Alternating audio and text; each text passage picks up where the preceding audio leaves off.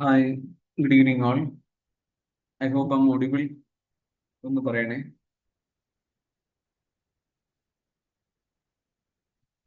Audible ആണോ? Yes sir, audible ആണ്. Okay. Thank U. അപ്പോ നമ്മൾ ഇന്നലെ കുറച്ച് കാര്യങ്ങൾ പറഞ്ഞു. ഇന്നലെ MDG SDG ആണ് പ്രധാനമായിട്ടും നമ്മൾ കവർ ചെയ്തത്. ഇന്ന് നമ്മൾ കുറച്ച് ബേസിക്സ്, എന്നാൽ എക്സാമിന് എന്തായാലും ക്വസ്റ്റ്യൻസ് ഒക്കെ വന്നു കണ്ടിട്ടുള്ള കുറച്ച് ഭാഗങ്ങളാണ് ഇന്ന് ആദ്യത്തിൽ നമ്മൾ കവർ ചെയ്യാൻ പോകുന്നത്. So without further delay let start. ആദ്യമായി ഒരു ചെറിയ PYQ. ഐ തിങ്ക് ഇത് നിങ്ങളുടെ ഗ്രൂപ്പിൽ നിന്ന് ആൾറെഡി വന്നൊരു PYQ ആണ്. Just give me the answer.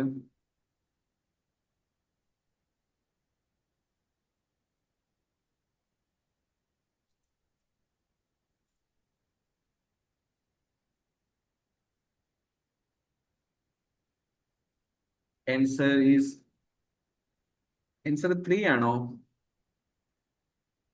Troposphere എന്ന് പറയുന്നു outer most layer of the atmosphere ആണ് ചോദിച്ചിട്ടുള്ളത്. Which one is the outermost layer of the atmosphere? Mic on ആക്കാം, പ്രശ്നമൊന്നുമില്ല.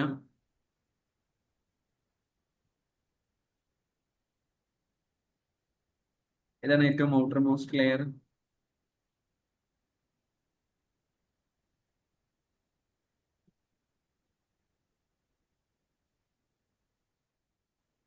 പറയുന്നില്ലല്ലോ.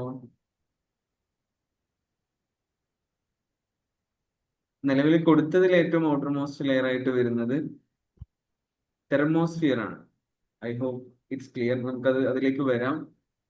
ട്രോപ്പോസ്ഫിയർ ഏറ്റവും ക്ലോസസ്റ്റ് ആയിട്ടുള്ള പാർട്ടാണ്. പിന്നെ അതിന് തൊട്ട് മുകളിലായിട്ട് വരുന്നത് ഇതിലെ സ്ട്രാറ്റോസ്ഫിയർ ആണ്. അതിന് മുകളിലായിട്ട് വരുന്നത് മെസോസ്ഫിയർ. അതിന് മുകളിലായിട്ട് വരുന്നതാണ് തെർമോസ്ഫിയർ. ഇതിന്റെ ഡീറ്റെയിൽഡ് ആയിട്ട് ഒരു പിക്ചർ നമുക്ക് ഇനി നോക്കാം. അതിന്റെയും മുകളിൽ ഏറ്റവും ഔട്ടർ മോസ്റ്റ് ആയിട്ട് എക്സോസ്ഫിയർ അതിൽ ഈ ഓപ്ഷനിൽ ഇല്ലാത്തത് കൊണ്ട് we can come to a conclusion thermosphere is the right answer. So officially നമ്മൾ തിയറി പാർട്ടിലേക്ക് കിടക്കുകയാണ്. Levels of biological organisation. എന്താണ് ലെവൽസ് ഓഫ് ബയോളജിക്കൽ ഓർഗനൈസേഷൻ എന്ന് ചോദിച്ചു കഴിഞ്ഞാൽ how the life is arranged hierarchically in this earth. എങ്ങനെയാണ് ഭൂമിയിൽ ജീവൻ അതിന്റെ ഒരു ഹൈറാർക്കിയിൽ അറേഞ്ച് ചെയ്യപ്പെട്ടിരിക്കുന്നത്, അതിനെക്കുറിച്ച് പറയുന്ന ഒരു കാര്യമാണ് biological organisations, level of biological organisation എന്നുകൊണ്ട് ഉദ്ദേശിക്കുന്നത്. നമുക്കറിയാം, from the very simplest component atom, അതിൽ നിന്ന് രൂപം കൊണ്ട് മെല്ലെ മെല്ലെ വികസിച്ച് വലിയ വലിയ കോംപ്ലക്സ് സിസ്റ്റംസ് ആയിട്ട് ഇത് മാറുന്നുണ്ട്. നമ്മുടെ ഈ ഒരു ലൈഫിന്റെ ഒരു ഹൈറാർക്കി മാറുന്നുണ്ട്. അതിനെയാണ് നമ്മൾ ലെവൽസ് ഓഫ് ബയോളജിക്കൽ ഓർഗനൈസേഷൻ എന്നതുകൊണ്ട് ഏറ്റവും സിമ്പിൾ ആയിട്ട് ഉദ്ദേശിക്കുന്നത്. നമുക്കറിയാം, ഏറ്റവും സ്മോളസ്റ്റ് യൂണിറ്റ് ഓഫ് മാറ്റർ എന്ന് പറയുന്നത് ആറ്റമാണ്.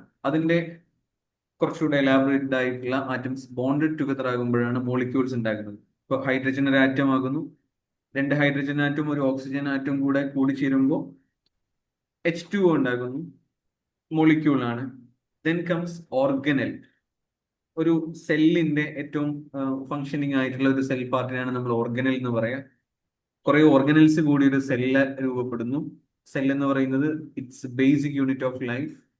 കുറെ സെല്ലുകൾ കൂടി ചേർന്ന് ടിഷ്യൂ രൂപപ്പെടുന്നു. മസിൽ ടിഷ്യൂസ് ഒക്കെ ഒരു ഉദാഹരണമാണ്. ഒരുപാട് ടിഷ്യൂസ് കൂടി ചേർന്ന് ഒരു ഓർഗൻ രൂപപ്പെടുന്നു. ഒരുപാട് organs, heart is N organ. ഒരുപാട് ഓർഗൻസ് കൂടി ചേർന്ന് organ system, circulatory system, respiratory system, അങ്ങനെ ഒരുപാട് സിസ്റ്റംസ്, നമ്മളുടെ റീപ്രൊഡക്റ്റീവ് സിസ്റ്റം, ഇങ്ങനെ ഒരുപാട് ഓർഗൻ സിസ്റ്റംസ് ഉണ്ടാക്കുന്നു. ഒരുപാട് ഓർഗൻ സിസ്റ്റംസ് കൂടി ചേർന്ന് ഒരു organism, A complete living being, A complete living thing ഉണ്ടാക്കുന്നു. ഹ്യൂമൻ എന്ന് പറയുന്നത് ഇറ്റ്സ് എൻ ഓർഗാനിസം. ഈ പറഞ്ഞ ഓർഗാനിസം ഒരുപാട് വരുന്ന സമയത്ത് അവിടെയാണ് നമ്മൾ പോപ്പുലേഷൻ എന്ന് പറയുന്ന ടേം എമർജ് ചെയ്യുന്നത്, ഗ്രൂപ്പ് ഓഫ് സെയിം സ്പീഷീസ്. ഇനി എന്താണ് കമ്മ്യൂണിറ്റി? കമ്മ്യൂണിറ്റിയും പോപ്പുലേഷൻ തമ്മിൽ ഡിഫറൻസ് എന്താണ്?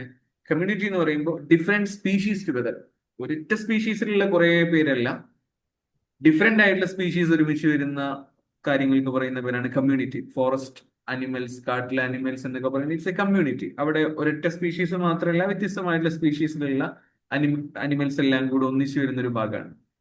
Then comes ecosystem.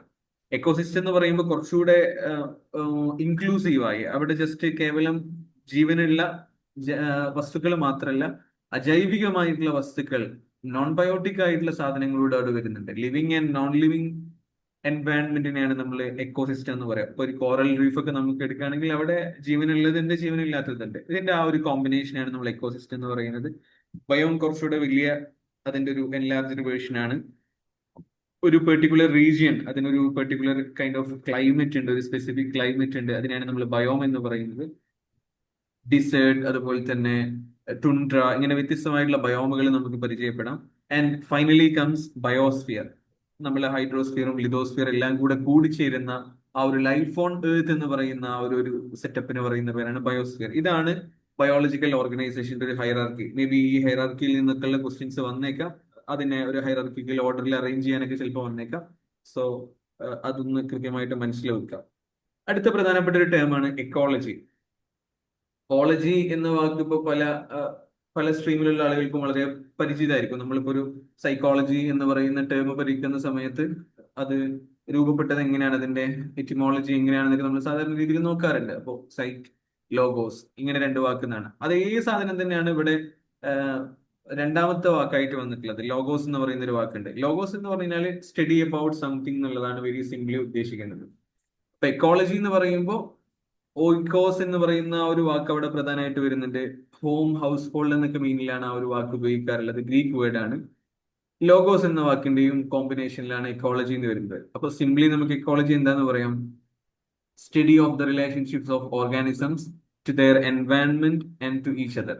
ഒരു ഒരു ഓർഗാനിസം അതിന്റെ എൻവയൺമെന്റുമായിട്ട് എങ്ങനെയാണ് ബന്ധപ്പെട്ട് കിടക്കുന്നത്, അതിനെക്കുറിച്ച് പഠിക്കുന്ന ഒരു വിജ്ഞാന ശാഖയ്ക്ക് പറയുന്ന പേരാണ് എക്കോളജി. എക്കോസിസ്റ്റം നമ്മൾ ആൾറെഡി പറഞ്ഞു കഴിഞ്ഞു. എക്കോളജി എന്നുള്ള വാക്ക് കോയിൻ ചെയ്തിട്ടുള്ളത് ഏണസ്റ്റ് ഹാക്കൽ എന്ന് പറയുന്ന ആളാണ്. അവരുടെ ആ ഒരു നെയിം കൂടെ ഒന്ന് ഓർത്തു വെക്കുന്നത് നല്ലതായിരിക്കും.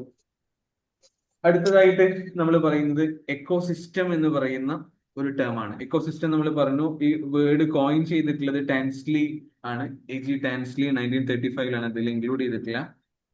TANSLEY. ഇദ്ദേഹത്തിന്റെ എക്കോസിസ്റ്റം എന്ന് പറയുന്ന ഒരു കോൺസെപ്റ്റ് നമ്മൾ നേരത്തെ പറഞ്ഞു കഴിഞ്ഞു. ലിവിങ് ഓർഗാനിസംസും നോൺ ലിവിങ് ഓർഗാനിസംസും ഒക്കെ ഇൻക്ലൂഡഡ് ആയിട്ടുള്ള ആ ഒരു സിസ്റ്റത്തിന് പറയുന്നവരാണ് എക്കോസിസ്റ്റം. ബയോട്ടിക്കും ഉണ്ട്, അബയോട്ടിക്കും ഉണ്ട്. ഇതിനെയാണ് നമ്മൾ എക്കോസിസ്റ്റം എന്ന് പറയുന്നത്. ബയോട്ടിക് ഫാക്ടേഴ്സ് ഏതൊക്കെയാണ്, അബയോട്ടിക് ഏതൊക്കെയാണെന്നൊക്കെയുള്ളത് നമുക്ക് ഡീറ്റെയിൽ ആയിട്ട് നോക്കാം. അവർ ബയോട്ടിക്കിൽ വരുന്ന പ്രധാനപ്പെട്ട കാര്യങ്ങളാണ് പ്രൊഡ്യൂസർ, കൺസ്യൂമർ, ഡീകമ്പോസർ.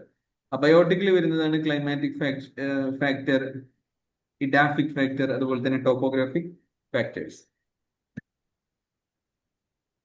ഇനി നമ്മൾക്ക് വരുന്ന പ്രധാനപ്പെട്ട അതിന്റെ ഒരു ഏരിയയാണ് ബയോം. ബയോം എന്ന് പറയുന്നത് കുറച്ചുകൂടെ ഒരു ലാർജ് ജോഗ്രഫിക്കൽ ഏരിയയാണ്.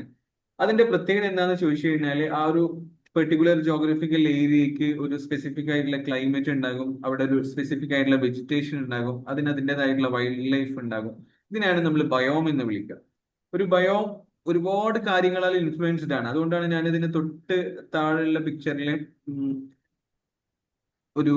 നമ്മളൊരു ഗ്ലോബിന്റെ ഒരു പിക്ചർ ഇൻക്ലൂഡ് ചെയ്തിട്ടുള്ളത്. നമുക്കറിയാം, നമ്മളുടെ ഇക്വേറ്ററിന് പാരലൽ ആയിട്ട് ഒരുപാട് ലൈൻസ്, നമ്മൾ ഇമേജിനറി ലൈൻസ് വെച്ച് നമ്മളുടെ വേൾഡിന്റെ പല ഭാഗങ്ങളെ തിരിക്കാറുണ്ട്. ഇക്വേറ്റർ, അതുപോലെ തന്നെ ട്രോപ്പിക് ഓഫ് ക്യാൻസർ മുകളിലേക്ക്, ട്രോപ്പിക് ഓഫ് കാപ്രിക്കോൺ താഴത്തേക്ക് 23.5 ഡിഗ്രി ലെവൽ അളവിലാണ് അതിൽ ചേഞ്ച് വരുന്നത്. And towards the pole Antarctic സർക്കിളും ആർട്ടിക് സർക്കിളും വരുന്നുണ്ട്. ഈ രീതിയിലുള്ള ഒരു ക്ലാസിഫിക്കേഷൻ നമ്മൾ സാധാരണ പണ്ട് മുതലേ പഠിച്ചു വരുന്നതാണ്. ഇത് ബയോമില് വളരെ പ്രധാനപ്പെട്ട ഒരു ഫാക്ടർ ആയിട്ട് വരുന്നുണ്ട് എന്നുള്ളത് കൊണ്ടാണ് ഞാനത് അവിടെ ആഡ് ചെയ്തിട്ടുള്ളത്. ബയോം ഇൻഫ്ലുവൻസ് ചെയ്യപ്പെടുന്നത് ഈ പറഞ്ഞതുപോലെ ലാറ്റിറ്റ്യൂഡ്, അതിന്റെ ടെമ്പറേച്ചർ, അവിടെ ലഭിക്കുന്ന പ്രസിപ്പിറ്റേഷൻ, ഇതിന്റെയൊക്കെ ബേസിൽ ബയോമുകൾ ചേഞ്ച് ചെയ്യപ്പെടാറുണ്ട്. ഓക്കെ, അപ്പോ ഇനി ഏതൊക്കെയാണ് പ്രധാനപ്പെട്ട ബയോമുകൾ എന്നുള്ളത് ഒറ്റ ഗ്ലാൻസിൽ നമുക്കൊന്ന് നോക്കാം. പ്രധാനപ്പെട്ട കുറച്ച് ബയോമുകളാണ് ഇവിടെ കൊടുത്തിട്ടുള്ളത്. Rain forest is a kind of biome. Temperate forest, taiga, desert, grassland, savanna, tundra, fresh water, marine, ഇങ്ങനെ ഒരുപാട് വ്യത്യസ്തമായിട്ടുള്ള കൈൻഡ് ഓഫ് ബയോമുകൾ ഉണ്ട്. ബയോമുകൾ എന്ന് പറഞ്ഞു കഴിഞ്ഞാൽ കുറച്ചുകൂടെ ഒരു ലാർജർ ജോഗ്രഫിക്കൽ ഏരിയയിൽ അവർക്ക് അവരുടേതായിട്ടുള്ള വെജിറ്റേഷൻ ഉണ്ടാകും, അവരുടേതായിട്ടുള്ള വൈൽഡ് ലൈഫ് ഉണ്ടാകും, അവരുടേതായിട്ടുള്ള പ്രത്യേകതകളൊക്കെ ഉണ്ടാകും. അതിനെയാണ് നമ്മൾ ബയോം എന്ന് വിളിച്ചത്. ഇനി ഇപ്പൊ നിങ്ങൾക്ക് ഇതിൽ മനസ്സിലായിട്ടുണ്ടാകും, ടുൻഡ്ര എന്ന് പറയുമ്പോൾ കുറച്ചുകൂടെ ആർട്ടിക് ഏരിയയിലേക്കൊക്കെ വരുന്നതാണ്, കുറച്ചുകൂടെ കോൾഡ് ആയിട്ടുള്ള. അപ്പൊ നിങ്ങൾ ഇതിൽ പിക്ചർ കണ്ടാൽ തന്നെ മനസ്സിലാകും, ടുൻഡ്ര എന്ന് പറയുമ്പോൾ അത്യാവശ്യം മഞ്ഞ് മൂടിക്കിടക്കുന്ന കൈൻഡ് ഓഫ് ബയോം ആണ്. അപ്പൊ സ്വാഭാവികമായിട്ട് ഇത് എവിടെ വരുന്നുണ്ടാവുക? ഏറ്റവും നമ്മളുടെ പോൾ സൈഡിലേക്കാണ് ആ ബയോമുകൾ വരുന്നുണ്ടാവുക. അതുകൊണ്ടാണ് നമ്മളിവിടെ ആർട്ടിക് ടുൻഡ്ര എന്നുള്ളത് അതിന്റെ ഉദാഹരണമായിട്ട് കൊടുത്തിട്ടുള്ളത്. അവിടെ കോൾഡ് ആയിരിക്കും അവിടുത്തെ ഒരു പ്രധാനപ്പെട്ട ക്ലൈമറ്റ്, അവിടെ മിനിമൽ വെജിറ്റേഷൻ ഉണ്ടാവുള്ളൂ. അങ്ങനെ അതിൻ്റെതായിട്ടുള്ള മാറ്റങ്ങൾ ഉണ്ടാകും. ഇപ്പൊ ഇവിടെ ഡിസേർട്ട് എന്ന് പറയുന്നത്, Sahara dessert is an example of dessert biome. അവർക്ക് അതിന് അതിൻ്റെതായിട്ടുള്ള പ്രത്യേകത ഉണ്ട്, ആ ഒരു ബയോമിന് അതിൻ്റെതായിട്ടുള്ള പ്രത്യേക ഫീച്ചേഴ്സ് ഉണ്ടാകും. അങ്ങനെ വ്യത്യസ്തമായിട്ടുള്ള ബയോമുകൾ ഉണ്ട്. അത് ഏതൊക്കെയാണ് എന്നുള്ളത് നമ്മൾ ജസ്റ്റ് ഒന്ന് നോക്കി. Now we are moving to biosphere. Biosphere എന്ന് പറയുന്ന ഒരു നമ്മളുടെ ലെവൽസ് ഓഫ് ബയോളജിക്കൽ ഓർഗനൈസേഷന്റെ ലാസ്റ്റിൽ വരുന്നതാണ് ബയോസ്ഫിയർ. ബയോസ്ഫിയർ എന്താണ്? Zone of life on earth. ഏറ്റവും simply in a nutshell we can say like that, zone of life on earth. ഭൂമിയിൽ ജീവൻ നിൽക്കുന്ന ആ ഒരു സോണിനെയാണ് നമ്മൾ ബയോസ്ഫിയർ എന്ന് പറയാം. അപ്പൊ ഇത് കേവലം നമ്മൾ നിൽക്കുന്ന മണ്ണ് മാത്രമല്ല, it also involve hydrosphere, it also involves atmosphere. ലിതോസ്ഫിയറും ഹൈഡ്രോസ്ഫിയറും അറ്റ്മോസ്ഫിയറും എല്ലാം കൂടെ കൂടിച്ചേരുന്ന ആ ഒരു സോൺ ഓഫ് ലൈഫിന് പറയുന്ന പേരാണ് biosphere.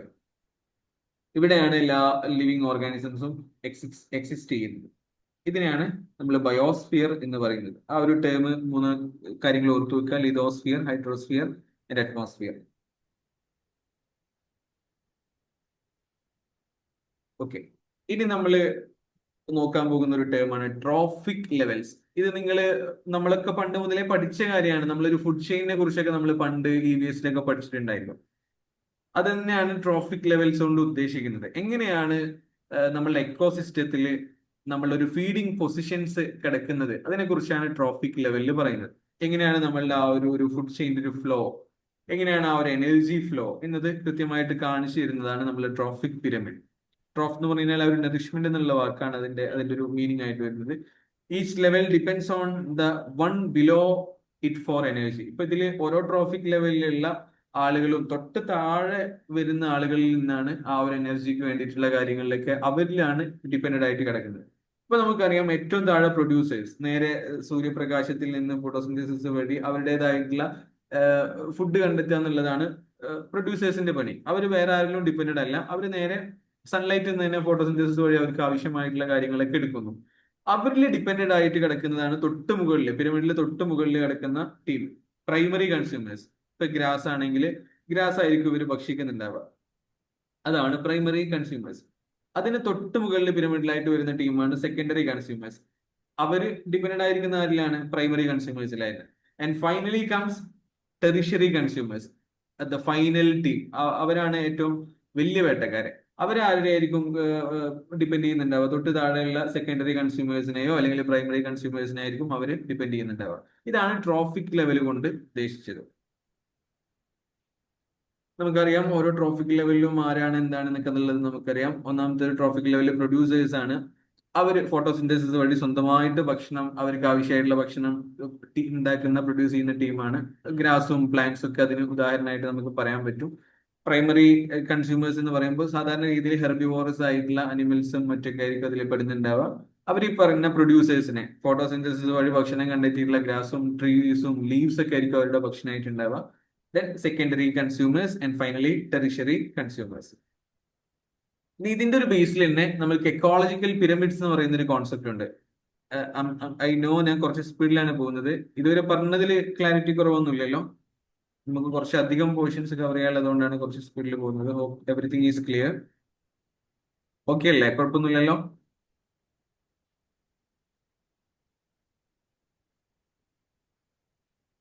Okay okay, thank U.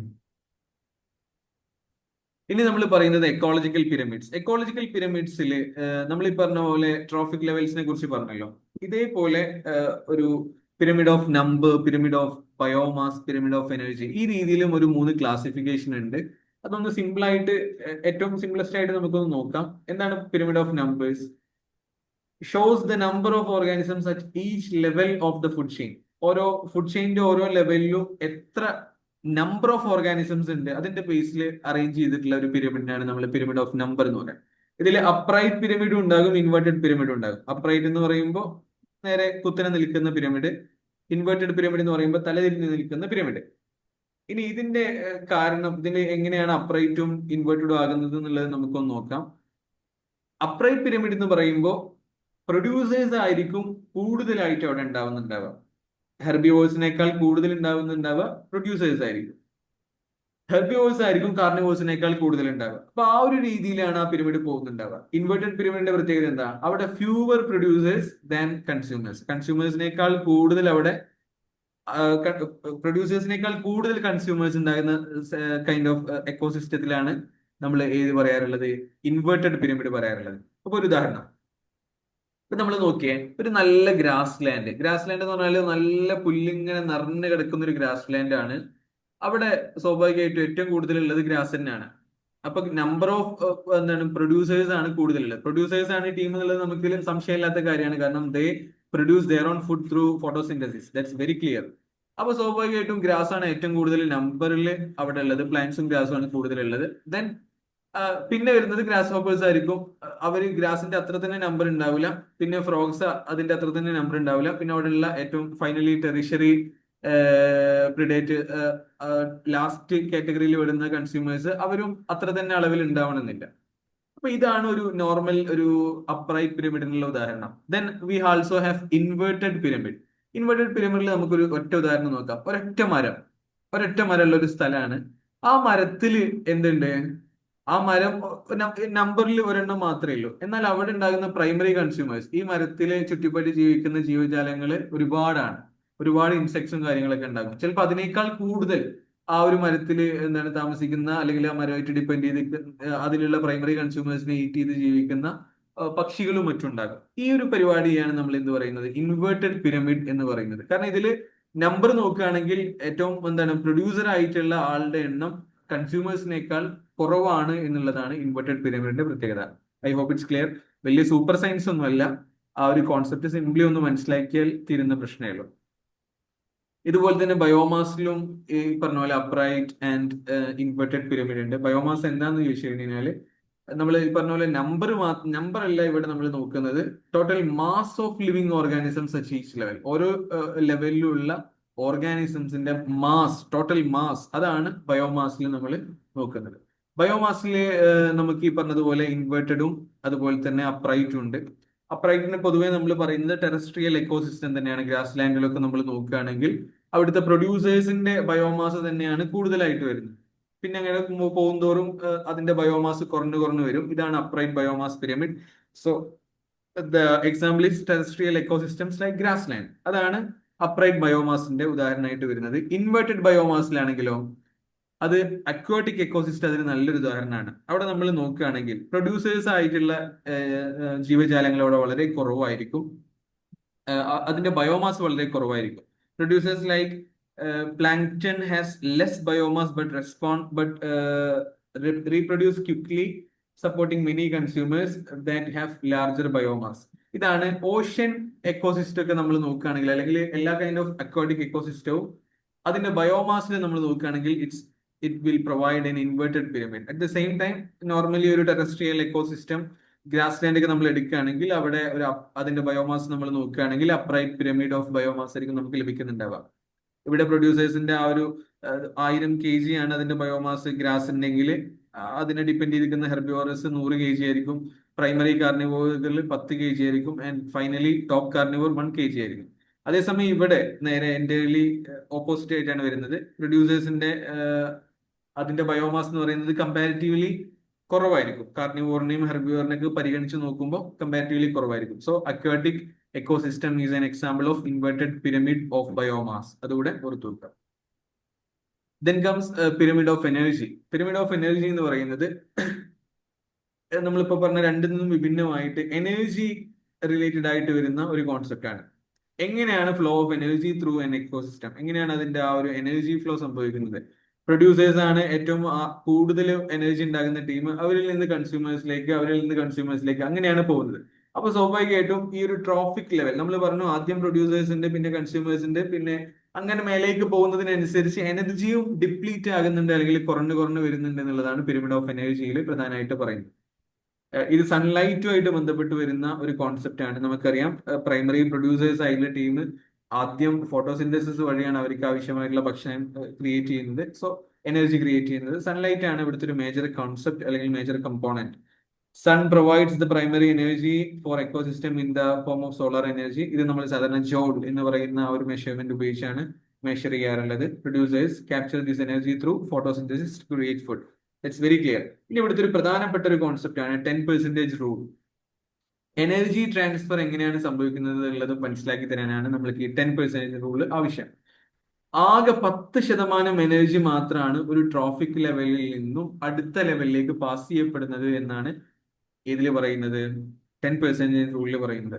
ബാക്കി 90% is lost as heat or used by the organism for life process. ബാക്കി 90% ഒരു ഓർഗാനിസം അതിന്റെ ലൈഫ് പ്രോസസ്സിന് വേണ്ടിയിട്ട്, മെറ്റബോളിസത്തിന് വേണ്ടിയിട്ട്, ഗ്രോത്തിന് വേണ്ടിയിട്ട്, മൂവ്മെന്റിന് വേണ്ടിയിട്ട് ഉപയോഗിക്കുന്നു. ഓൺലി 10%. അതോടൊപ്പം ഹീറ്റ് ആയിട്ടും കുറച്ച് നഷ്ടപ്പെട്ടു പോകുന്നു. And only 10% is being transferred to the upper level എന്നാണ് ഇതിൽ പറയുന്നത്. ഈ ഒരു 10% റൂള് കൊണ്ടുവന്ന ആളുടെ പേരാണ് റെയ്മണ്ട് ലിൻഡ്മാൻ. ആ പേരൊന്ന് ഓർത്തു വെക്കുക. അദ്ദേഹമാണ് ഈ ട്രോഫിക് പിരമിഡ് കോൺസെപ്റ്റ് ഇൻട്രൊഡ്യൂസ് ചെയ്തത് 1942-ലായിരുന്നു. എങ്ങനെയാണ് എനർജി ഫ്ലോ സംഭവിക്കുന്നത് എന്നുള്ളത് അദ്ദേഹം പറഞ്ഞു. സൺലൈറ്റിൽ നിന്ന് പ്രൊഡ്യൂസേഴ്സിലേക്ക്. അപ്പോൾ ആ പ്രൊഡ്യൂസേഴ്സിൽ നിന്ന് 10% of energy is passed to primary consumers. ആകെ 10% മാത്രമാണ് അങ്ങോട്ട് പാസ് ചെയ്യപ്പെടുന്നത്. then to secondary consumers and finally tertiary consumers. അപ്പോ പ്രൊഡ്യൂസേഴ്സിന്റെ കയ്യിലുണ്ടായിരുന്നതിൽ നിന്ന് ആകെ ഒരു 10% മാത്രം മുകളിലേക്ക്, അവിടുന്ന് 10% മാത്രം മുകളിലേക്ക്, അവിടുന്ന് 10% മാത്രം മുകളിലേക്ക്, ഈ രീതിയിലാണ് എനർജി പാസ് ചെയ്യപ്പെടുന്നത് ത്രൂ ദ ട്രോഫിക് ലെവൽ എന്നതാണ് ഇതിൽ പറയുന്ന പ്രധാനപ്പെട്ട കോൺസെപ്റ്റ്. ഓക്കെ, അതിൽ ചെറിയ 1-2 ടോപ്പിക്കുകൾ ഞാൻ സ്കിപ്പ് ആക്കുന്നുണ്ട്. നിങ്ങൾക്ക് ഇതിന്റെ PDF അയക്കുന്നതിന് നിങ്ങൾക്ക് അത് റീഡ് ചെയ്യാൻ പറ്റും. ഇനി ഒരു പ്രധാനപ്പെട്ട ഏരിയയാണ്, ക്വസ്റ്റ്യൻസ് വന്നു കണ്ടിട്ടുള്ള ഒരു ഭാഗമാണ് ബയോഡൈവേഴ്സിറ്റി കൺസർവേഷൻ. എങ്ങനെയാണ് ബയോഡൈവേഴ്സിറ്റി കൺസേർവ് ചെയ്യുന്നത്, അല്ലെങ്കിൽ അതിന്റെ രീതികൾ ഏതൊക്കെയാണുള്ളത്, എങ്ങനെയാണ് preservation of the variety of life on earth, ഇതിനൊക്കെ വ്യത്യസ്തമായിട്ടുള്ള സിസ്റ്റംസ് ഉണ്ട്. അതാണ് ഇൻ സിറ്റു എക്സ് സിറ്റു എന്ന് പറയുന്ന 2 ടേം കൊണ്ട് ഉദ്ദേശിക്കുന്നത്. ഇൻ സിറ്റു എന്ന് പറഞ്ഞു കഴിഞ്ഞാൽ ആ ഒരു ടേം തന്നെ അത് കൃത്യമായിട്ട് എക്സ്പ്ലെയിൻ ചെയ്യുന്നുണ്ട്. ഇവിടെ നമ്മൾ അതിന്റെ എക്സ്പ്ലനേഷൻ നോക്കുകയാണെങ്കിൽ ഓൺ സൈറ്റ് കൺസർവേഷൻ, അതിന്റെ ആവാസ വ്യവസ്ഥയിൽ തന്നെ അതിനെ സംരക്ഷിക്കുന്ന പരിപാടിക്ക് പറയുന്നവരാണ് in situ conservation. And we have ex situ conservation, off site conservation. ഇപ്പൊ നമ്മൾ ഒരു protecting species in their own natural habitat, ഒരു ജീവിയെ അതിന്റെ തന്നെ ആവാസ വ്യവസ്ഥയിൽ നമ്മൾ സംരക്ഷിച്ചു പോരുകയാണെങ്കിൽ, ഇപ്പൊ നമ്മളൊരു നാഷണൽ പാർക്കുകളും സാങ്ച്വറീസും ബയോസ്ഫിയർ റിസർവ്സ് ഒക്കെ നമ്മൾ കാണാറുണ്ട്.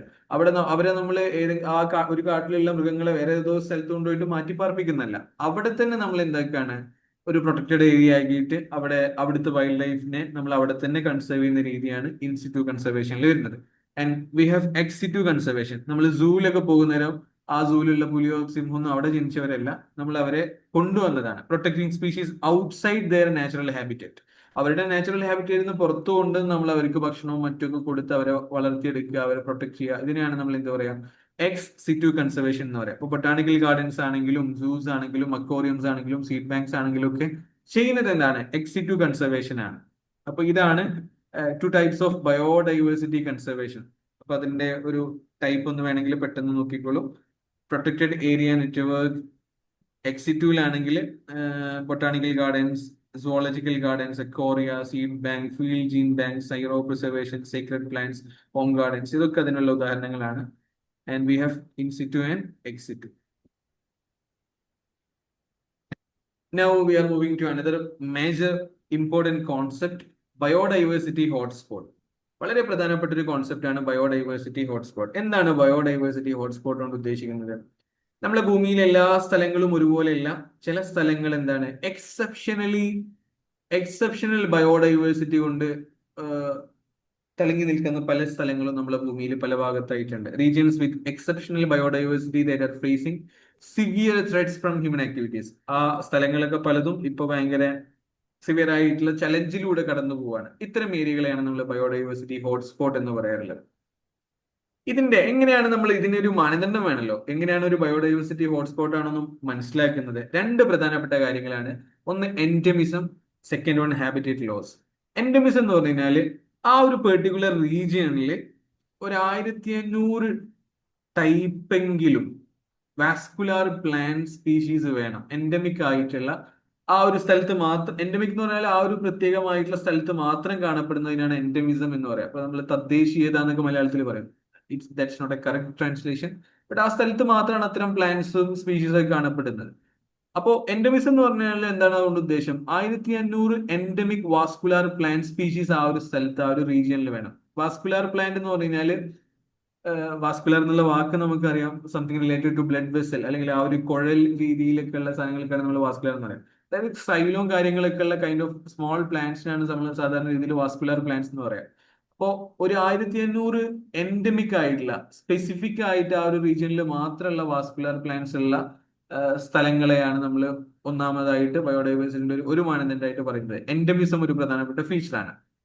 അതായത് ആ സ്ഥലത്ത് മാത്രം സ്പെസിഫിക് ആയിട്ട് കാണപ്പെടുന്ന ഒരു 1500ഓളം സ്പീഷീസ് ഓഫ് വാസ്കുലർ പ്ലാന്റ്സ് ഉണ്ട്. ഇതാണ് അതിന്റെ ഒന്നാമത്തെ പ്രത്യേകത. എന്തുകൊണ്ടാണ് പ്ലാന്റ് എടുക്കുന്നതെന്ന് ചോദിച്ചു കഴിഞ്ഞാൽ ദാറ്റ്സ് അനദർ ഡിസ്കഷൻ. കാരണം പ്ലാന്റ് ഇങ്ങനെ വാസ്കുലർ പ്ലാന്റ്സ് ഉണ്ട്, അതിനൊരു ഡൈവേഴ്സിറ്റി ഉണ്ട് എന്ന് പറയുകയാണെങ്കിൽ ദാറ്റ് ഇറ്റ് സെൽഫ് നമ്മളെ that itself indicate that area is diverse. അപ്പോൾ സ്വാഭാവികമായിട്ടും ആ വാസ്കുലർ പ്ലാന്റ്സ് അങ്ങനെ ഒരുപാട് സ്പീഷീസിൽ ഉണ്ടെങ്കിൽ ഒബ്വിയസ്ലി അതിന്റെ അർത്ഥം അവിടെ ഒരുപാട് വ്യത്യസ്തമായിട്ടുള്ള അനിമൽസ് ഉണ്ട് എന്നതിനൊക്കെയുള്ള സിഗ്നൽസ് അവിടെ നമുക്ക് ലഭിക്കുന്നുണ്ട്. And another particular criteria for being biodiversity hotspot is habitat loss. ഇനി അതാണ് വളരെ പ്രധാനപ്പെട്ട ഒരു കാര്യം. ഈ നാച്ചുറൽ വെജിറ്റേഷന്റെ 70% നഷ്ടപ്പെട്ടു പോയിട്ടുണ്ട്. ഈ രണ്ട് ക്രൈറ്റീരിയ മീറ്റ് ചെയ്യുന്ന സ്ഥലങ്ങളെയാണ് നമ്മൾ ബയോഡൈവേഴ്സിറ്റി ഹോട്ട്സ്പോട്ടുകൾ എന്ന് പറയാറുള്ളത്. ലോകത്ത് ഒരുപാട് ബയോഡൈവേഴ്സിറ്റി ഹോട്ട്സ്പോട്ടുകൾ ഉണ്ട്. To the best of my knowledge, എന്റെ മെമ്മറി കറക്റ്റ് ആണെങ്കിൽ ആൾമോസ്റ്റ് 36 ബയോഡൈവേഴ്സിറ്റി ഹോട്ട്സ്പോട്ടുകളാണ് ഉള്ളത്. അതിൽ 4 ബയോഡൈവേഴ്സിറ്റി ഹോട്ട്സ്പോട്ടുകളും നമ്മളുടെ ഇന്ത്യയിലാണ് വരുന്നത്. ഇതാണ് ഇന്ത്യയിലുള്ള പ്രധാനപ്പെട്ട ബയോഡൈവേഴ്സിറ്റി ഹോട്ട്സ്പോട്ടുകൾ. നമ്മളുടെ വെസ്റ്റേൺ ഗട്ട്സ് വരുന്നുണ്ട്, അതുപോലെ തന്നെ ഇൻഡോ ബർമ ഏരിയയിൽ കുറച്ച് ഭാഗങ്ങൾ വരുന്നുണ്ട്, ഹിമാലയ വരുന്നുണ്ട്. ഇതൊക്കെയാണ് പ്രധാനപ്പെട്ട ബയോഡൈവേഴ്സിറ്റി ഹോട്ട്സ്പോട്ട്സ് ഇൻ ഇന്ത്യ. അപ്പോൾ 36 ആണ് to the best of my knowledge. Okay. ഇനി ഇതിൽ വരുന്ന പ്രധാനപ്പെട്ട മറ്റൊരു കോൺസെപ്റ്റ് ആണ് ലെയേഴ്സ് ഓഫ് അറ്റ്മോസ്ഫിയർ. നമ്മൾ ഒരു ക്വസ്റ്റ്യൻ സ്റ്റാർട്ടിങ്ങിൽ വന്നിരുന്നു. ഇതിൽ ഏറ്റവും സിമ്പിൾ ആയിട്ട് നമ്മൾക്ക് മനസ്സിലാക്കാൻ പറ്റുന്ന കാര്യം, ആദ്യത്തിൽ വരുന്ന നമ്മളുടെ ഭൂമിയായിട്ട് ഏറ്റവും കണക്റ്റഡ് ആയിട്ട് വരുന്ന ഭാഗമാണ് ട്രോപ്പോസ്ഫിയർ. ദെൻ കംസ് സ്ട്രാറ്റോസ്ഫിയർ, അവിടെയാണ് നമ്മളുടെ ഓസോൺ ലെയർ ഒക്കെ വരുന്നത്. Then comes mesosphere. മെസോസ്ഫിയറിലാണ് പറഞ്ഞ മെറ്റിയോർ, നമ്മളിപ്പോ കൊള്ളിയാൻ എന്നൊക്കെ പറയുമല്ലോ. കൊള്ളിയാൻ എന്ന് പറഞ്ഞാൽ എന്താ മലയാളം പറയാ? കൊള്ളിയാൻ മലയാളമാണ്. ഉൽക്ക, അത്തരം സാധനങ്ങളൊക്കെ പാസ് ചെയ്യപ്പെടുന്നത് മെസോസ്ഫിയറിലാണ്. തെർമോസ്ഫിയർ വരുന്നുണ്ട്. തെർമോസ്ഫിയറിലാണ് നമ്മൾ ഈ ഒറോറ പോലെയുള്ള കാര്യങ്ങളൊക്കെ കാണപ്പെടുന്നത്. സാറ്റലൈറ്റുകളൊക്കെ ആ ഒരു ഭാഗത്തായിട്ടാണ് ഉണ്ടാവുക. Then comes exosphere. എക്സോസ്ഫിയർ എന്ന് പറഞ്ഞു കഴിഞ്ഞാൽ ആൾമോസ്റ്റ് സ്പേസിലേക്കുള്ള ആ ഒരു ലയനം സംഭവിക്കുന്ന ഒരു ഭാഗമാണ്, ഏറ്റവും ഔട്ടർമോസ്റ്റ് ലെയർ ആണ്. തെർമോസ്ഫിയർ കഴിഞ്ഞ് കഴിഞ്ഞാൽ പിന്നെ വരുന്നതാണ് എക്സോസ്ഫിയർ. ഒരു 0 to 12 കിലോമീറ്റേഴ്സ് ആണ് ട്രോപ്പോസ്ഫിയർ, 12 to 50 അപ്രോക്സ് ആണ് സ്ട്രാറ്റോസ്ഫിയർ. മെസോസ്ഫിയർ എന്ന് പറയുമ്പോൾ ഒരു 50 to 80, ആൻഡ് തെർമോസ്ഫിയർ ആണ് 80 to 500. സ്പേസ് ഷട്ടിൽസ് ഒക്കെ കാണപ്പെടുന്ന ഓർബിറ്റ് ചെയ്യുന്ന ഭാഗമാണ് thermosphere. Then exosphere 500 to above. Exosphere എന്ന് പറഞ്ഞാൽ ആൾമോസ്റ്റ് സ്പേസിലേക്ക് എത്തി. സ്പേസ് ആണ് അതിൽ വരുന്നത്. ഓർത്തു വെക്കാൻ tiny smart monkey stake elevators എന്നുള്ള ഒരു ന്യൂമോണിക് വേണമെങ്കിൽ കയ്യിൽ കരുതാം. Troposphere, stratosphere, mesosphere, thermosphere, exosphere. Okay, ഒരു ചെറിയ PYQ നിങ്ങൾ ഇവിടെ ഉണ്ടോ എന്ന് എനിക്ക് അറിഞ്ഞൂടാ. Try to answer.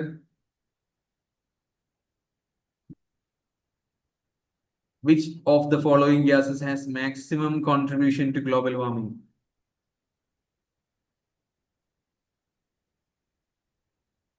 ഇതിനാണ് ഏറ്റവും കൂടുതൽ ആൻസർ വന്നോ? Okay, carbon dye oxide is the right answer. Carbon dye oxide ആണ് ഏറ്റവും മാക്സിമം കോൺട്രിബ്യൂഷൻ ചെയ്യുന്ന ഗ്യാസ്. മീഥെയ്നൊക്കെ ഉണ്ട്, പക്ഷെ ഏറ്റവും കൂടുതൽ കോൺട്രിബ്യൂഷൻ വരുന്നത് നമ്മളുടെ കാർബൺ ഡൈ ഓക്സൈഡിന്റെ കയ്യിൽ നിന്ന് തന്നെയാണ്. അതുകൂടെ നമുക്ക് പറഞ്ഞിട്ട് ഇന്നത്തെ ക്ലാസ് അവസാനിപ്പിക്കേണ്ടി വരുന്നതാണ് വിചാരിക്കുന്നത്. 8:30 സൂം വാണിംഗ് തന്നിട്ടുണ്ട്, സമയം കഴിഞ്ഞു എന്നുള്ള കാര്യം. ഓക്കെ, ഗ്രീൻ ഹൗസ് എഫക്റ്റ് എന്നുള്ളത് നമുക്ക് ഭൂമിക്ക് വളരെ അത്യാവശ്യമായിട്ടുള്ള അത്യന്താപേക്ഷിതമായിട്ടുള്ള ഒരു ഫിനോമിനൻ ആണ്. അൺഫോർച്ചുനേറ്റ്ലി ഇന്ന് നമ്മൾ അതൊരു നെഗറ്റീവ് ടോണോട് കൂടെ ഉപയോഗിക്കുന്ന ഒരു വാക്കുകൂടായിട്ട് മാറിയിട്ടുണ്ട്. ബട്ട് എന്താണ് ഗ്രീൻ ഹൗസ് എഫക്ട് എന്നുള്ളത് നമുക്കറിയാം. നമ്മളെ ഭൂമി കൃത്യമായിട്ട് ഹീറ്റിനെ ട്രാപ്പ് ചെയ്യാനുള്ള ഒരു സംവിധാനമായിട്ടാണ് ഗ്രീൻ ഹൗസ് എഫക്റ്റ് ഭൂമിയിൽ ആദ്യകാലത്ത് ഉണ്ടായിരുന്നത്. അപ്പോൾ ഗ്രീൻ ഹൗസ് ഗ്യാസുകളുടെ സഹായത്തോടു കൂടെ ഭൂമിയിലേക്ക് എത്തുന്ന സൂര്യകിരണങ്ങളെ അവിടെ തന്നെ പിടിച്ചു നിർത്തി ഭൂമിയെ വാമാക്കിയിട്ട് നിലനിർത്തുക എന്നുള്ളതായിരുന്നു ഇതിന്റെ ഒരു പേർപ്പസ്. ഗ്രീൻ ഹൗസ് ഗ്യാസുകളോ ഗ്രീൻ ഹൗസ് എഫക്റ്റോ ഇല്ലായിരുന്നുവെങ്കിൽ ഭൂമിയിലുള്ള ആവാസ വ്യവസ്ഥ ദുഷ്കരമാകുമായിരുന്നു. നമ്മൾ വിചാരിക്കുന്നതിൽ അപ്പുറത്തേക്ക് ഒരു കോൾഡ് ലെവലിലേക്കൊക്കെ ഇത് പോവുമായിരുന്നു. അതാണ് green house green house effect കൊണ്ടുള്ള ഉദ്ദേശം. സെർട്ടൻ ഗ്യാസസ് എന്റെ ഭൂമിയിൽ ആദ്യം മുതലേ ഉള്ളതാണ്. എർത്തിന്റെ അറ്റ്മോസ്ഫിയറിൽ അതങ്ങനെ പരന്നു കിടക്കുകയാണ്. ആ ഗ്യാസുകളുടെ പ്രത്യേകത ഭൂമിയിലേക്ക് എത്തുന്ന ഹീറ്റിനെ ട്രാപ്പ് ചെയ്ത് പിടിക്കാനും നമ്മളെ പ്ലാനറ്റിനെ വാമാക്കിയിട്ട് നിലനിർത്താനും അതുവഴി നമ്മുടെ ഭൂമിയിൽ കൃത്യമായിട്ട് ലൈഫിനെ സപ്പോർട്ട് ചെയ്യാനും ഗ്രീൻ ഹൗസ് എഫക്റ്റ് കൊണ്ട് സാധ്യമായിട്ടുണ്ട്. ഇതാണ് ഗ്രീൻ ഹൗസ് എഫക്റ്റിന്റെ പ്രത്യേകത. അപ്പോൾ ഭൂമിയിലേക്ക് എത്തുന്നതിൽ പലതും അബ്സോർബ് ചെയ്യപ്പെടുന്നുണ്ട്. തിരിച്ചു പോകുന്നതിൽ വളരെ ആവശ്യമില്ലാത്ത സാധനങ്ങളെ infrared radiation is emitted by the ആവശ്യമില്ലാത്തതൊക്കെ പുറത്തേക്ക് പോകുന്നുണ്ട്. എന്നാൽ കുറച്ചൊക്കെ നമ്മൾ ട്രാപ്പ് ചെയ്തിട്ട് വീണ്ടും നമ്മളുടെ ഭൂമിയെ വാമാക്കി നിലനിർത്താൻ വേണ്ടിയിട്ട് അവിടെ തന്നെ വെക്കുന്നുണ്ട്. Some of the infrared radiations passes through the atmosphere, some is absorbed and reemitted in all directions by green house gas molecules. This effect of this is to warm the earth surface and the lower atmosphere. അപ്പോൾ ഭൂമിയിലേക്ക് വരുന്നിട്ടുള്ള ഇൻഫ്രാറെഡിനെയൊക്കെ വീണ്ടും അവിടെ തന്നെ നിലനിർത്തുക എന്നുള്ളതായിരുന്നു green house എഫക്റ്റിന്റെ ഒരു പ്രതിഭാസം. ഇനി ഏതൊക്കെയാണ് നാച്ചുറൽ ഗ്രീൻ ഹൗസ് ഗ്യാസുകൾ? കാർബൺ ഡൈ ഓക്സൈഡ് ഉണ്ട്, മീഥെയിൻ ഉണ്ട്, നൈട്രസ് ഓക്സൈഡ്സ് ഉണ്ട്, വാട്ടർ വേപ്പർ ഉണ്ട്, ഓസോൺ ഉണ്ട്. ഇതൊക്കെ പ്രധാനപ്പെട്ട നാച്ചുറൽ ഗ്രീൻ ഹൗസ് ഗ്യാസുകളാണ്. ഇതന്നെ നമ്മൾക്ക് എങ്ങനെ മാൻമെയ്ഡ് ആൻഡ് ആന്ത്രോപജനിക് ഗ്രീൻ ഹൗസ് ഗ്യാസുകളായി എന്നുള്ളത് ഒരു കൺഫ്യൂഷൻ ചിലപ്പോൾ തോന്നിയേക്കാം. ഇതൊക്കെ ഒരളവിന് ഓക്കെ ആയിരുന്നു, പക്ഷെ ക്രമാതീതമായ രീതിയിലേക്ക് അതൊക്കെ വളർന്നു പോയത് കൊണ്ടാണ് ഇപ്പൊ അത് നമുക്ക് ദുഷ്കരമായിട്ട് മാറിയത്. കാർബൺ ഡൈ ഓക്സൈഡ് ഇപ്പൊ അത് നമുക്ക് ആവശ്യത്തിലധികമായി, മീഥെയിൻ ആവശ്യത്തിലധികമായി, നൈട്രസ് ഓക്സൈഡ് ആവശ്യത്തിലധികമായി. അതിന് എക്സ്ട്രാ നമ്മൾ പുതിയ കാര്യങ്ങളും ഇൻട്രൊഡ്യൂസ് ചെയ്തു. ക്ലോറോ ഫ്ലൂറോ കാർബൺസ് നമ്മളെ റെഫ്രിജറേറ്ററിൽ നിന്നും എയറോസോളിൽ നിന്നൊക്കെ പുറത്തേക്ക് പോകുന്ന കൈൻഡ് ഓഫ് ഗ്യാസുകളാണ് ക്ലോറോ ഫ്ലൂറോ കാർബൺസ്. ഇനി അതിന്റെ ഒരു പ്രതിഭാസം എങ്ങനെയാണെന്നുള്ളത്, അതിന്റെ ഒരു ഇനീഷ്യൽ സ്റ്റേജിൽ ഇങ്ങനെയായിരുന്നു സംഭവിച്ചിരുന്നത്. ഭൂമിയിലേക്ക് സോളാർ റേഡിയേഷൻ വരുന്നു, റീറേഡിയേറ്റഡ് ആയിട്ടുള്ള ഹീറ്റ്, ഭയങ്കര എക്സസ് ആയിട്ടുള്ള ഹീറ്റ് ഒക്കെ പുറത്തേക്ക് സ്പേസിലേക്ക് തന്നെ പുറത്തു പോകുന്നു. പിന്നെ ചിലതിനൊക്കെ നമ്മളെ ഗ്രീൻ ഹൗസ് ഗ്യാസുകൾ വീണ്ടും അവിടെ തന്നെ പുറത്തേക്ക് പോകാൻ അയക്കാതെ അവിടെ തന്നെ റീഎമിറ്റ് ചെയ്യുന്ന രീതിയിൽ നിലനിർത്തുന്നു. അങ്ങനെ ഭൂമിയെ നമ്മൾ വാമാക്കി നിലനിർത്തുന്നു. ഇപ്പൊ സംഭവിച്ച പ്രതിഭാസം എന്താണ്? After the human anthropogenic activities, human enhanced ആയിട്ടുള്ള ഗ്രീൻ ഹൗസ് എഫക്ട് കാരണം സംഭവിച്ചത് സോളാർ റേഡിയേഷൻ വരുന്നു, റീറേഡിയേറ്റഡ് ആയിട്ടുള്ള ഹീറ്റ്, ഭൂമിയിൽ അബ്സോർവ് ചെയ്യപ്പെടാതെ തിരിച്ചു പോകുന്ന ഹീറ്റ് പുറത്തേക്ക് പോകുന്നത് നന്നായിട്ട് കുറഞ്ഞു. Less heat escapes into the space. ബാക്കിയൊക്കെ ഇവിടെ തന്നെ റീഎമിറ്റ് ചെയ്യപ്പെടുന്നു, ഇവിടെ തന്നെ തങ്ങി നിൽക്കുന്നു. അങ്ങനെ നമുക്ക് ഭയങ്കരമായിട്ടുള്ള ചൂട് വരുന്നു. ഇത് നമ്മൾ ഗ്ലോബൽ വാർമിംഗ് ഒക്കെ ആയിട്ട് ഭൂമിയെ ആകമാനം ബാധിക്കുന്ന രീതിയിലുള്ള ആഗോള വിഷയങ്ങളായിട്ട് മാറുന്നു. ഇതാണ് സംഭവിച്ച ഒരു പ്രതിഭാസം. I hope it's clear. എന്താണ് കോൺസെപ്റ്റ് എന്നുള്ളത് മനസ്സിലായി എന്ന് വിശ്വസിക്കുന്നു. നമ്മൾ സാധാരണ രീതിയിൽ നല്ല വാമായിട്ടുള്ള കോൾഡ് റീജിയനിലേക്കുള്ള കൃഷി രീതിയാണ് നമ്മൾ അറിയുന്നുണ്ടാകും. കുറഞ്ഞ സൂര്യപ്രകാശം മാത്രമേ കിട്ടുള്ളൂ. അപ്പൊ അവര് സ്വാഭാവികമായിട്ടും ഈ ഒരു ടെക്നോളജി, ഗ്രീൻ ഹൗസുകൾ നമുക്ക് അറിയുന്നതാണ്, അവര് കൃഷിക്കൊക്കെ വേണ്ടിയിട്ട് ഈ രീതിയിലുള്ള ടെക്നോളജി ഉപയോഗിക്കാറുണ്ട്. പരമാവധി ഉള്ളിലേക്ക് എത്തുന്ന സൂര്യപ്രകാശം അല്ലെങ്കിൽ അതിന് പുറത്തേക്ക് പോകാൻ അയക്കാതെ അവിടെ തന്നെ പിടിച്ചിരുത്തുന്ന പരിപാടി. നമ്മളിപ്പോ ചില പണ്ടത്തെ കല്യാണങ്ങൾക്കൊക്കെ പോയി കഴിഞ്ഞാലേ ഈ ഡാർപ്പായിട്ട് പന്തലൊക്കെ ഉണ്ടാവുമല്ലോ, അപ്പൊ അതിന്റെ ഉള്ളിൽ ഭക്ഷണം കഴിക്കുകയാണെങ്കിൽ ഇരുന്ന് കഴിഞ്ഞാൽ പുകയും. പുറത്തിരുന്ന് ഭക്ഷണം കഴിക്കുകയാണെങ്കിൽ അത്ര തന്നെ ചൂടുണ്ടാവില്ല. ഇവിടെ നമുക്ക് ആ പറഞ്ഞ ഒരു റീഎമിറ്റിംഗ് പരിപാടി സംഭവിക്കുന്നു എന്നുള്ളതുകൊണ്ട് നമുക്ക് ഭയങ്കരമായിട്ടുള്ള ചൂട് തോന്നാറുണ്ട്. അതൊക്കെ അതിനുള്ള ഒരു ഉദാഹരണമാണ്, അതിന്റെ ഒരു അനലോജി മാത്രം. And now we are looking to global warming potential. One of the most important topic ആണ് global warming potential. Global warming potential എന്താണെന്ന് ചോദിച്ചു കഴിഞ്ഞാല് ഇതൊരു മെഷറാണ് used to compare the ability of different green house gases to trap heat in the atmosphere over a specific time period. നമ്മൾക്ക് വ്യത്യസ്തമായുള്ള green house ഗ്യാസുകൾ ഉണ്ട്. ഈ ഗ്രീൻ ഹൗസ് ഗ്യാസുകൾക്ക് എത്രത്തോളം ഹീറ്റിനെ ട്രാപ്പ് ചെയ്ത് വെക്കാൻ കഴിയും, ആ ഒരു എബിലിറ്റിയെ അളക്കുന്ന ഒരു മെഷർമെന്റ് ആണ് ഗ്ലോബൽ വാർമിംഗ് പൊട്ടൻഷ്യൽ എന്നതുകൊണ്ട് ഉദ്ദേശിക്കുന്നത്. Ability to trap heat in the atmosphere. അതിനെയാണ് നമ്മൾ എന്താ പറയാ, ഗ്ലോബൽ വാർമിംഗ് പൊട്ടൻഷ്യൽ എന്ന് പറയുന്നത്. ഇത് നമ്മൾ എന്തുമായിട്ടാണ് നമ്മൾ കമ്പയർ ചെയ്യാറുള്ളത്? സാധാരണ കാർബൺ ഡൈ ഓക്സൈഡ് ആയിട്ടാണ് ഈ ഒരു പ്രതിഭാസം നമ്മൾ കമ്പയർ ചെയ്യാറുള്ളത്. ആ രീതിയിലാണ് നമ്മൾ ഇത് ക്വാണ്ടിഫൈ ചെയ്യാറുള്ളത്. കാർബൺ ഡൈ ഓക്സൈഡിന്റെ ഗ്ലോബൽ വാർമിംഗ് പൊട്ടൻഷ്യൽ എന്ന് പറയുന്നത് 1 ആണ്. ആ രീതിയിൽ നോക്കുമ്പോൾ ഏറ്റവും കൂടുതൽ ഗ്ലോബൽ വാർമിംഗ് പൊട്ടൻഷ്യൽ ഉള്ളത് സൾഫർ ഹെക്സാ ഫ്ലൂറൈഡിനാണ്, SF6 ഏറ്റവും കൂടുതൽ ഗ്ലോബൽ വാർമിംഗ് പൊട്ടൻഷ്യൽ ഉള്ളത്. 23,900 അതാണ് അതിന്റെ ഒരു global warming potential. While comparing to carbon dye ഓക്സൈഡ് അതിന് 1 ആണ്, മീഥെയിൻ ആണെങ്കിൽ 21 ആണ്, നൈട്രസ് ഓക്സൈഡിന് 310. അങ്ങനെ കൂടി കൂടി സൾഫർ ഹെക്സാ ഫ്ലൂറൈഡിനാണ് ഏറ്റവും കൂടുതൽ ഗ്ലോബൽ വാർമിംഗ് പൊട്ടൻഷ്യൽ ഉള്ളത്. അപ്പൊ ഏറ്റവും കൂടുതൽ ഗ്ലോബൽ വാർമിംഗ് പൊട്ടൻഷ്യൽ ഉള്ള ഗ്യാസുകൾ ഏതാണെന്ന് ചോദിച്ചു കഴിഞ്ഞാൽ HFCകൾ ഉണ്ട്, PFCകൾ ഉണ്ട്, SF6 ഉണ്ട്. HFC എന്ന് പറയുമ്പോൾ ഹൈഡ്രോ ഫ്ലൂറോ കാർബൺ 150 to 11,000 അങ്ങനെയാണ് അതിന്റെ ഒരു കണക്ക് വരുന്നത്. Hydrofluorocarbon, perfluorocarbon, sulphur hexafluoride ഓർത്ത് വെക്കുക. എത്രയാണ് അതിന്റെ ഗ്ലോബൽ വാർമിംഗ് പൊട്ടൻഷ്യൽ എന്നത് കൂടെ ഓർത്ത് വെക്കുക.